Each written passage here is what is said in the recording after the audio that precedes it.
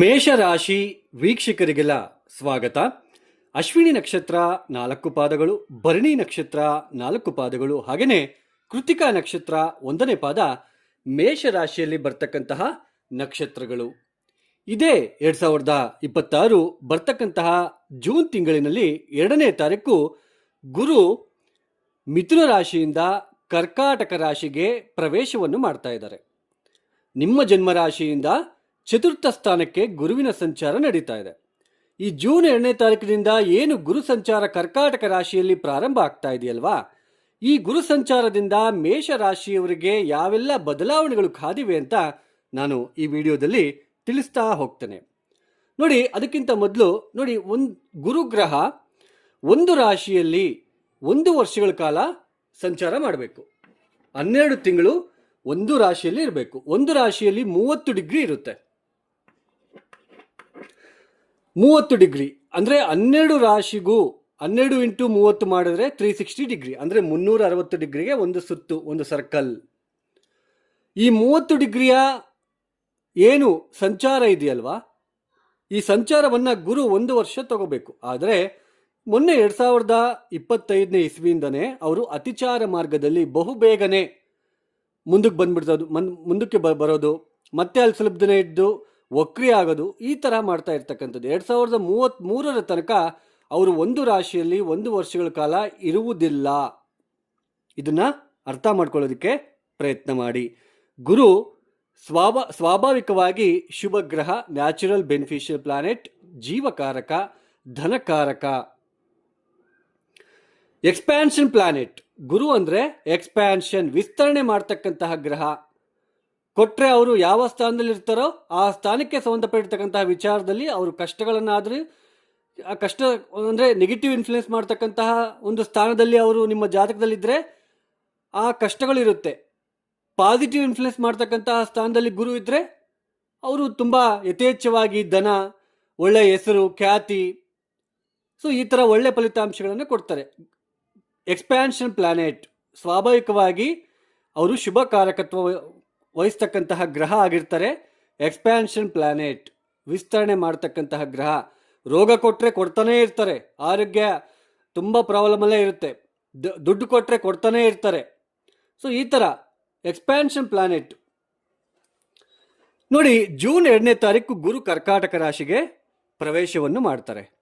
June 2ನೇ ತಾರೀಕಿನಿಂದ ನಿಧಾನಕ್ಕೆ ಚಲಿಸ್ತಾ ಪ್ರಯಾಣ ಮಾಡ್ತಾ ಮಾಡ್ತಾ ಮಾಡ್ತಾ ಅಕ್ಟೋಬರ್ 31ಕ್ಕೆ ಸಿಂಹ ರಾಶಿಗೆ ಪ್ರವೇಶವನ್ನು ಮಾಡ್ತಾರೆ.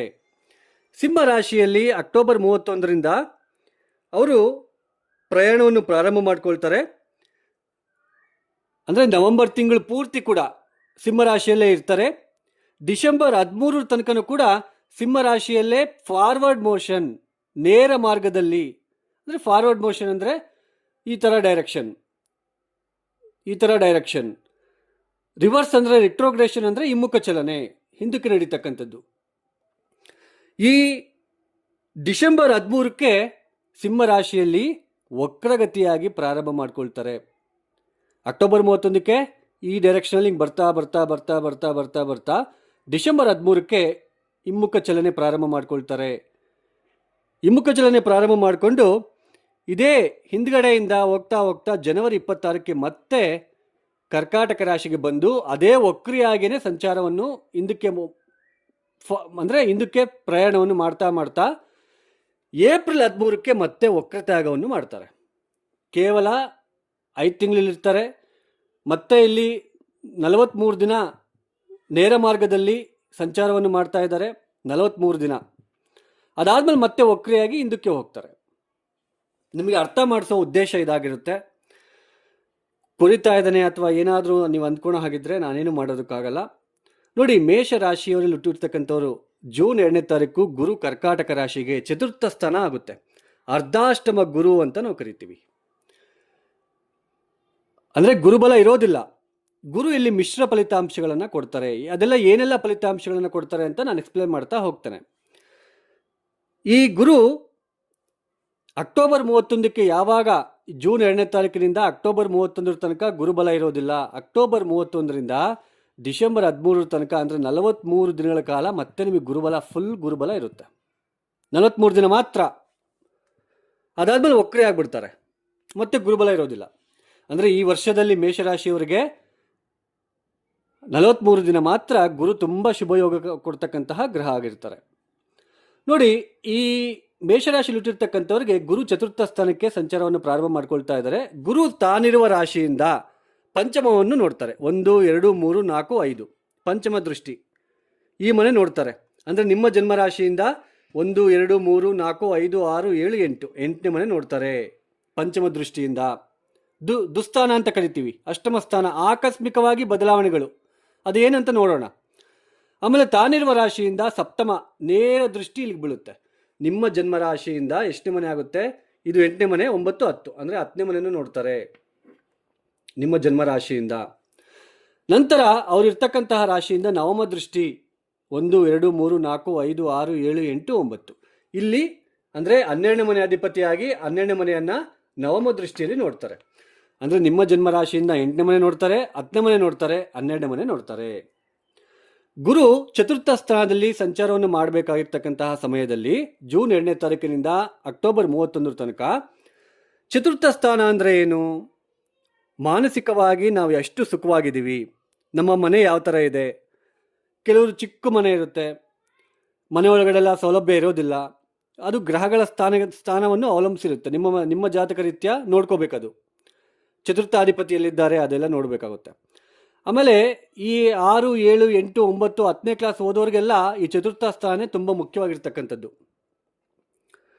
ಆಮೇಲೆ ತಾಯಿಯ ಜೊತೆ ಯಾವ ಥರ ಬಾಂಧವ್ಯ ಇರುತ್ತೆ, ನಮಗೇನಾದರೂ ಜಮೀನಿದೆಯಾ, ವಾಹನ ಸೌಲಭ್ಯ ಏನಾದರೂ ಇದೆಯಾ, ನಮ್ಮ ಮಾನಸಿಕ ಎಷ್ಟು ಸುಖವಾಗಿರ್ತೀವಿ ಅನ್ನೋದು ಚತುರ್ಥ ಸ್ಥಾನ ಹೇಳುತ್ತೆ. ಅಂತಹ ಚತುರ್ಥ ಸ್ಥಾನಕ್ಕೆ ಗುರು ಬಂದಾಗ ಗುರು ಅಷ್ಟಮ ದೃಷ್ಟಿ ಅಂದರೆ ಪಂಚಮ ದೃಷ್ಟಿಯಿಂದ ಅಷ್ಟಮ ಸ್ಥಾನವನ್ನು ನೋಡ್ತಾರೆ.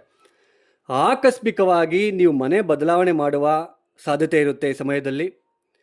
ಆಕಸ್ಮಿಕವಾಗಿ ಉದ್ಯೋಗವನ್ನು ಬದಲಾವಣೆ ಮಾಡ್ತಕ್ಕಂತಹ ಸಾಧ್ಯತೆ ಇರುತ್ತೆ. ನಿಮಗೆ ಇಷ್ಟವಿಲ್ಲದ ಪ್ರದೇಶಕ್ಕೆ ಹೋಗಿ ಕೆಲಸ ಮಾಡುವ ಪ್ರಸಂಗಗಳು ಬರ್ತಾ ಹೋಗುತ್ತೆ. ಹಾಗೆಯೇ ಉದ್ಯೋಗ ಬಿಟ್ಟು ಬೇರೆ ಉದ್ಯೋಗಕ್ಕೋಸ್ಕರ ಪ್ರಯತ್ನ ಮಾಡೋಣ ಅನ್ನೋ ಒಂದು ಆಲೋಚನೆ ಕೂಡ ನಿಮಗೆ ಬರ್ತಾ ಹೋಗುತ್ತೆ. ಮನೆಯಿಂದ ದೂರ ಹೋಗ್ಬೇಕಾಗಿರೋ ಪ್ರಸಂಗಗಳು ಕೂಡ ಎದುರಾಗ್ತಕ್ಕಂಥದ್ದು ಇರುತ್ತೆ ಕೆಲವರಿಗೆ. ಹಾಗೆಯೇ ಚತುರ್ಥ ಸ್ಥಾನದಲ್ಲಿ ಗುರು ಧನಕಾರಕ, ಜೀವಕಾರಕ ಗುರು ಸಂಚಾರ. ಯಾರೆಲ್ಲ ಪ್ಲಾನಿಂಗಲ್ಲಿದ್ದೀರಾ, ಸೈಟ್ ಮಾಡಬೇಕು ಅಥವಾ ಹೊಸ ಮನೆ ತಗೋಬೇಕು ಅಥವಾ ಮನೆ ಖರೀದಿ ಮಾಡಬೇಕು, ವಾಹನ ಖರೀದಿ ಮಾಡಬೇಕು ಅನ್ನೋರಿಗೆ ಸ್ವಲ್ಪ 12ನೇ ಮನೆ ನೋಡ್ತಾ ಇರೋದ್ರಿಂದ ಖರ್ಚುಗಳು ಜಾಸ್ತಿ. ಯಾವ ವಿಚಾರಕ್ಕೋಸ್ಕರ? ನಿಮ್ಮ ಕಂಫರ್ಟ್. ನಾನು ಅವಾಗಲೇ ಹೇಳಿದೆ, ಚತುರ್ಥ ಸ್ಥಾನ ಅಂದರೆ ಮಾನಸಿಕವಾಗಿ ಕಂಫರ್ಟ್. ಅಂದರೆ ನಿಮ್ಮ ಒಂದು ಸುಖಕ್ಕೋಸ್ಕರ, ಕಂಫರ್ಟ್ಗೋಸ್ಕರ ಚೇಂಜಸ್ ಮಾಡ್ಕೊಳ್ತೀರಾ. ಇರೋ ಮನೆಯನ್ನು ಬಿಟ್ಟು ಇನ್ನೊಂದು ಮನೆಗೆ ಹೋಗೋದು, ಅಥವಾ ಮನೆ ತಗೊಳ್ಳೋದು, ಅಥವಾ ಮನೆ ತಗೊಂಡು ಅಲ್ಲಿ ಖರೀದಿ ಮಾಡಿಕೊಂಡು ಇರ್ತಕ್ಕಂಥ ಸಾಧ್ಯತೆ, ಏನಾದರೂ ಪ್ರಾಪರ್ಟಿ ತಗೊಳ್ತಕ್ಕಂಥದ್ದು, ಅಥವಾ ಯಾವುದಾದ್ರೂ ಒಂದು ವಾಹನವನ್ನು ತಗೊಳ್ತಕ್ಕಂಥದ್ದು ಇರುತ್ತೆ. ಈ ಸಮಯದಲ್ಲಿ ಈ ತರಹದ ಬದಲಾವಣೆಗಳು ನಿಮಗೆ ಕಾದಿವೆ. ಬಟ್ ಪೂರ್ತಿ ಗುರು ಶುಭಫಲಿತಾಂಶಗಳನ್ನು ಇಲ್ಲಿ ಕೊಡೋದಿಲ್ಲ. ಅದೇನ್ರಿ ಮನೆ ತಗೊಳ್ತೀರಾ ಅಂತ ಹೇಳ್ತಿದ್ದೀರಾ, ವಾಹನ ತಗೊಳ್ತೀವಿ ಅಂತ ಹೇಳ್ತಿದ್ದೀರಾ, ಮತ್ತು ಶುಭ ಅಲ್ವಾ ಅಂತಂದು. ಆದರೆ ತಗೊಳ್ತೀರಾ, ಬಟ್ ಸಾಲ ಮಾಡಬೇಕಾಗಿರೋ ಪ್ರಸಂಗ ಎದುರಾಗುತ್ತೆ. ಸಾಲ ಮಾಡಿ ತಗೋಬೇಕಾಗಿರೋ ಒಂದು ಅವಶ್ಯಕತೆ ಇಲ್ಲಿ ನಿಮಗೆ ಬೀಳ್ತಾ ಇರುತ್ತೆ. 10 ಲಕ್ಷ ಇದೆಯಪ್ಪ, 12 ಲಕ್ಷ ಹೇಳ್ತಿದ್ದಾನೆ ಸೈಟು, 2 ಲಕ್ಷ ಸಾಲ ಮಾಡಬೇಕಾಗುತ್ತೆ. ಆ ಸಾಲ ಮಾಡಿದ್ಮೇಲೆ ಅಯ್ಯೋ ಹೆಂಗೆ ತೀರಿಸ್ಬೇಕು. ಇಲ್ಲಿ ಚತುರ್ಥ ಸ್ಥಾನ, ಮನಸ್ಸಿಗೆ ಸಮಾಧಾನ ಇರೋದಿಲ್ಲ. ಅದೇನ್ರಿ ಗುರು ಒಳ್ಳೆಯವರಲ್ವಾ, ನ್ಯಾಚುರಲ್ ಬೆನಿಫಿಷಿಯಲ್ ಪ್ಲಾನೆಟ್ ಅಲ್ವಾ, ಎಲ್ಲರೂ ನೋಡಿದ್ರೆ ಚೆನ್ನಾಗಿದೆ ಅಂತ ಹೇಳ್ತಿದ್ದೀರಾ, ನೀವು ನೋಡಿದ್ರೆ ಹಿಂಗೆ ಹೇಳ್ತಿದ್ದೀರಾ. ಇಲ್ಲಿ ಮಿಶ್ರ ಫಲಿತಾಂಶಗಳನ್ನು ಕೊಡ್ತಾರೆ. ಚತುರ್ಥ ಸ್ಥಾನದಲ್ಲಿ ಅರ್ಧಾಷ್ಟಮ ಗುರು ಅಂತ ನಾವು ಕರಿತೀವಿ. ಸೊ ಸ್ಥಾನ ನಷ್ಟವನ್ನು ಅಂದರೆ ಸ್ಥಾನ ಬದಲಾವಣೆಯನ್ನು ತೋರಿಸ್ತಾ ಹೋಗುತ್ತೆ. ಉದ್ಯೋಗ ಬದಲಾವಣೆ ಮಾಡಬೇಕಾಗಿರೋ ಪ್ರಸಂಗ ಎದುರಾಗುತ್ತೆ. ಮಾನಸಿಕವಾಗಿ ಹಿಂಸೆ ಎದುರಾಗುತ್ತೆ. ಹಿಂಸೆ ಯಾವ ಥರ? ಹಿಂಗೆ ನೀವು ಸಾಲ ಮಾಡಿ ಮನೆ ತಗೊತೀರಾ, ಅಥವಾ ಯಾವುದೋ ಒಂದು ಉದ್ಯೋಗ ಚೆನ್ನಾಗಿರುತ್ತೆ, ಅದನ್ನು ಬಿಟ್ಟು ಬೇರೆ ಕಡೆ ಎಲ್ಲ ಹೋಗಿ ಅಲ್ಲಿ ಒದ್ದಾಡ್ತೀರಾ. ಇರೋ ಬಾಡಿಗೆ ಮನೆಯನ್ನು ಬಿಟ್ಟು ಬೇರೆ ಎಲ್ಲ ಹೋಗ್ತೀರಾ, ಅಲ್ಲಿ ಒದ್ದಾಡ್ತೀರಾ. ಈ ತರಹದ ಬದಲಾವಣೆಗಳು ನಿಮಗೆ ಕಾದಿವೆ. ಅಕ್ಟೋಬರ್ 31ಕ್ಕೆ ಯಾವಾಗ ಗುರು ಇಲ್ಲಿಗೆ ಬರ್ತಾರೋ ಅವಾಗ ಸ್ವಲ್ಪ 43 ದಿನ ಗುರುಬಲ ಬರುತ್ತೆ. ಅವಾಗ ಚೆನ್ನಾಗಿರುತ್ತೆ, ಯಾವುದೇ ತೊಂದರೆ ಇರೋದಿಲ್ಲ. ಸ್ವಲ್ಪ ಮೆಂಟಲಿ ಸ್ಟ್ರಾಂಗ್ ಆಗ್ತೀರಾ. ಇಲ್ಲಿದ್ದಾಗ ಸ್ವಲ್ಪ ವೀಕ್ ಇರ್ತೀರಾ, ಸ್ವಲ್ಪ ಮೈಂಡಲ್ಲಿ ಸ್ವಲ್ಪ ಆಲೋಚನೆಗಳು ಜಾಸ್ತಿ ಇರುತ್ತೆ. ಸಾಲ ಹೆಂಗೆ ತೀರಿಸ್ಬೇಕು, ಸೈಟನ್ನೇ ತೊಗೊಂಡ್ಬಿಟ್ಟೆ, ಸಾಲ ತೀರಿಸ್ಬೇಕು, ಸಾಲ ಹೆಂಗೆ ತೀರಿಸ್ಬೇಕು, ಉದ್ಯೋಗ ಕಡೆ ಒಂದು ಕಡೆ ಟೆನ್ಷನ್ನು, ನೆಮ್ಮದಿ ಇರೋದಿಲ್ಲ, ಖರ್ಚುಗಳು ಜಾಸ್ತಿ, ಆಕಸ್ಮಿಕ ಬದಲಾವಣೆಗಳು ಈ ಥರ ಇರುತ್ತೆ. ಅದೇ ಅಕ್ಟೋಬರ್ 31ರಿಂದ ನಿಮಗೆ ಡಿಸೆಂಬರ್ 13 ತನಕ 43 ದಿನಗಳ ಕಾಲ ಗುರುಬಲ ಇರುತ್ತೆ. ಅದಾದ ನಂತರ ಮತ್ತೆ ವಕ್ರಿಯಾಗಿ ಮತ್ತೆ ಹಿಂದಕ್ಕೆ ಬರ್ತಾರೆ. ಮೇಜರ್ ಆಗಿ ಜನವರಿ 26ರಿಂದ ಏಪ್ರಿಲ್ 13 ಚತುರ್ಥ ಸ್ಥಾನದಲ್ಲಿ ಗುರು ವಕ್ರಿ ಆಗ್ತಾ ಇರೋದ್ರಿಂದ ನೋಡಿ, ಹುಷಾರಾಗಿ ಡೀಲ್ ಮಾಡಬೇಕು. ಯಾವ ವಿಚಾರದಲ್ಲಿ ಹುಷಾರಾಗಿ ಡೀಲ್ ಮಾಡಬೇಕು? ಸೈಟ್ಗೆ ದುಡ್ಡು ಕೊಡೋದು, ಮತ್ತೆ ಯಾಕೋ ಬೇಡ ಅಂತ ವಾಪಸ್ ತಗೊಳೋದು, ಅಲ್ಲಿ ಅವರು ದುಡ್ಡು ಕೊಡೋದಿಲ್ಲ. ಅವಾಗ ಆಲೋಚನೆ ಮಾಡ್ದಂಗೆ ನೀವು ಸೈಟ್ಗೆ ದುಡ್ಡು ಕೊಡ್ತಕ್ಕಂತಹ ಸಾಧ್ಯತೆ ಇರುತ್ತೆ, ಅಥವಾ ಸೆಕೆಂಡ್ ಹ್ಯಾಂಡ್ ವಾಹನ ಕೊಂಡ್ಕೊಳ್ತಕ್ಕಂತಹ ಸಾಧ್ಯತೆ ಇರುತ್ತೆ, ಅಥವಾ ಮನೆ ನೋಡಿ ಬರ್ತೀರಾ, ಹೊಸ ಮನೆ ಅಂದರೆ ಖರೀದಿಗೋಸ್ಕರ ಹೋಗಿ ನೋಡಿ ಬರ್ತೀರಾ, 25 ಲಕ್ಷ ಹೇಳ್ತಾರೆ, ಚೆನ್ನಾಗೈತೆ ಮನೆ ಅಂತ ಅಂದ್ಕೊಂಡು ದುಡ್ಡು ಕೊಟ್ಬಿಡ್ತೀರಾ ಯೋಚನೆ ಮಾಡ್ದಂಗೆ. ಅಲ್ಲಿ ಯಾವುದೋ ವಾಸ್ತು ಪ್ರಾಬ್ಲಮ್ ಅಂತ ಯಾರು ಹೇಳ್ತಾರೆ, ಆ ದುಡ್ಡನ್ನ ವಾಪಸ್ ಕೇಳಕ್ಕೆ ಹೋದ್ರೆ ಕೊಡಲ್ಲ. ಈ ತರಹದ ಸನ್ನಿವೇಶಗಳಿರುತ್ತೆ. ಡಿಸೆಂಬರ್ 13ರಿಂದ ನಿಮಗೆ ಏಪ್ರಿಲ್ 13 ತನಕ ಈ ತರಹ ಸನ್ನಿವೇಶಗಳಿರುತ್ತೆ. ಸ್ವಲ್ಪ ಹುಷಾರಾಗಿರಬೇಕು ಈ ಸಮಯದಲ್ಲಿ. ಒಟ್ಟಾರೆಯಾಗಿ ಗುರು ಚತುರ್ಥ ಸ್ಥಾನದಲ್ಲಿ ಅರ್ಧಾಷ್ಟಮ ಗುರು ದೋಷ ಆಗುತ್ತೆ, ಸ್ವಲ್ಪ ಹುಷಾರಾಗಿರಬೇಕು. ನೀವು ವಾಹನ ತೊಗೊತೀರಾ, ಒಳ್ಳೆ ತೊಗೊಳ್ಳಿ, ಸೆಕೆಂಡ್ ಹ್ಯಾಂಡ್ ವಾಹನ ತೊಗೊಳಕ್ಕೆ ಹೋಗಬೇಡಿ. ಮನೆ ತೊಗೊತೀರಾ, ನೋಡಿಬಿಟ್ಟು ಫಸ್ಟ್ ಅಡ್ವಾನ್ಸ್ ಕೊಡೋದಕ್ಕೆ ಹೋಗಬೇಡಿ. ಫಸ್ಟ್ ಯೋಚನೆ ಮಾಡಿ, ಸೈಟ್ ವಿಚಾರ ಆಗಿರ್ಬೋದು ಸ್ವಲ್ಪ ಯೋಚನೆ ಮಾಡಿ, ಉದ್ಯೋಗದ ವಿಚಾರ ಆಗಿರ್ಬೋದು ಯೋಚನೆ ಮಾಡಿ, ಇಲ್ಲ ಅಂದರೆ ಸ್ವಲ್ಪ ನಷ್ಟದ ಸಾಧ್ಯತೆ ಇರುತ್ತೆ. ಸೊ ಈ ಮೇಷರಾಶಿಯವರು ತಪ್ಪದೇ ಮಾಡ್ಬೇಕಾದ್ರೆ ಏನು ಕೆಲಸ ಮಾಡಬೇಕು ಅಂತಂದರೆ, ಶಿವನಿಗೆ, ಕಾಲಭೈರವನಿಗೆ ಯಾವಾಗಲೂ ಅದನ್ನೇ ಹೇಳ್ತಿರ ಶಿವನ ಪೂಜೆ ಅಂತಂದು. ನೋಡಿ, ಗುರು ಅಂದರೆ ಗುರುದೃಷ್ಟಿ ಶನಿ ಮೇಲೆ ಇರೋದ್ರಿಂದ ವೀರಭದ್ರ, ಶಿವನೇ ಬರುತ್ತೆ, ಅಥವಾ ದತ್ತಾತ್ರೇಯ ಬರುತ್ತೆ. ಶಿವನಿಗೆ ಎಷ್ಟು ಪೂಜೆ ಮಾಡ್ತಿರೋ ಅಷ್ಟು ಒಳ್ಳೆಯದು. ಯಾರೆಲ್ಲ ಈ ವಿಡಿಯೋನ ನೋಡ್ತಾ ಇದ್ರೆ ನಿಮ್ಗೆ ಇಷ್ಟ ಆಗಿದ್ರೆ ಮಾತ್ರ ಲೈಕ್ ಮಾಡಿ, ಶೇರ್ ಮಾಡಿ, ಸಬ್ಸ್ಕ್ರೈಬ್ ಮಾಡ್ಕೊಳ್ಳಿ. ಹಾಗೂ ಯಾರಿಗಾದರೂ ಆಸ್ಟ್ರಾಲಜಿ ಕನ್ಸಲ್ಟೇಷನ್ ಬೇಕು ಅಂತಂದರೆ ಡಿಸ್ಪ್ಲೇ ಆಗ್ತಿರೋ ನಂಬರ್ಗೆ ನೇರವಾಗಿ ಕರೆಯನ್ನು ಮಾಡಿ. ಪ್ರಾಬ್ಲಮ್ಸ್ ಹೇಳ್ಕೋಬಾರ್ದು, date of birth timings compulsory ಬೇಕು. ಸರ್ವೇ ಜನೋ ಸುಖಿನೋ ಭವಂತು. ಧನ್ಯವಾದಗಳು. ಜೈ ಶ್ರೀರಾಮ್.